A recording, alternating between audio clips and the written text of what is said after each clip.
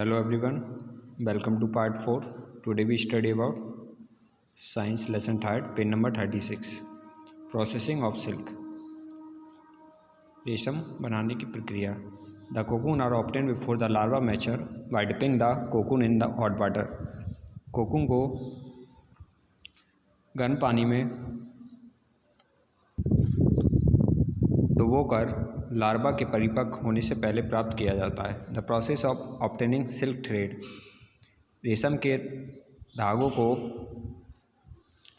Cocoon से प्राप्त करना इन हॉट वाटर इसका रीलिंग कहलाता है. Separated filament from 4-8 cocoon slightly twisted to create a single strand. 4 से 8 फिलामेंट कोकून को अलग करके एक ही प्रकार के स्ट्रैंड बनाने का यूज किया जाता है. Many strand together constitute a silk yarn. These strand are then spun into silk cloth by the weavers. कई किस्में एक साथ मिलकर रेशम के धागे का निर्माण करती हैं. फिर इन धागों को बुनकरों द्वारा रेशमी कपड़े में काटा जाता है. इसके बाद quality of silk. The quality of the silk fabric depend on many factor.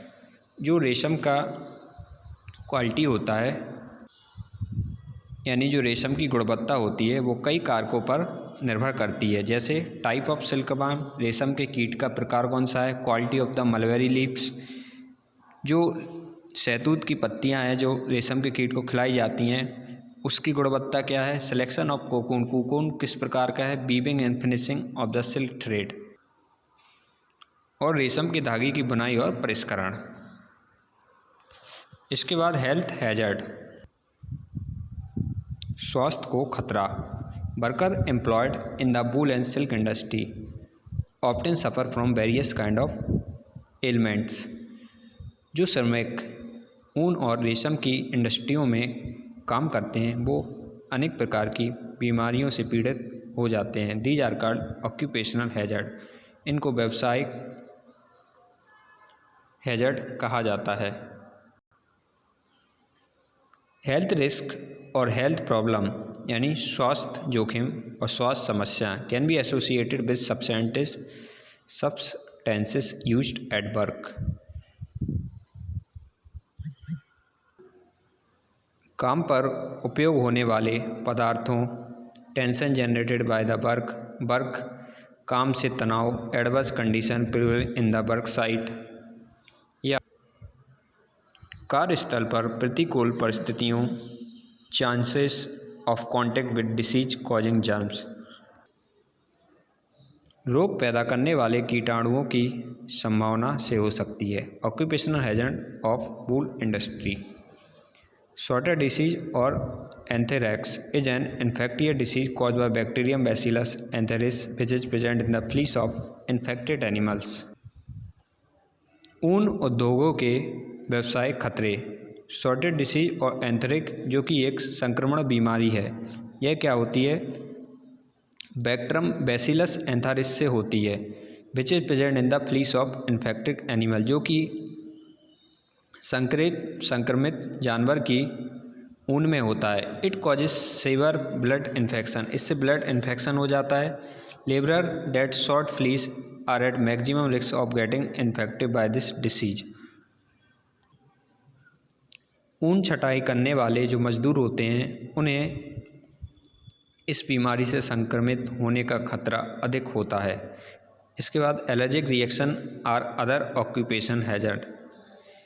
Allergic reaction जो है एक दूसरा व्यावसायिक खतरा है.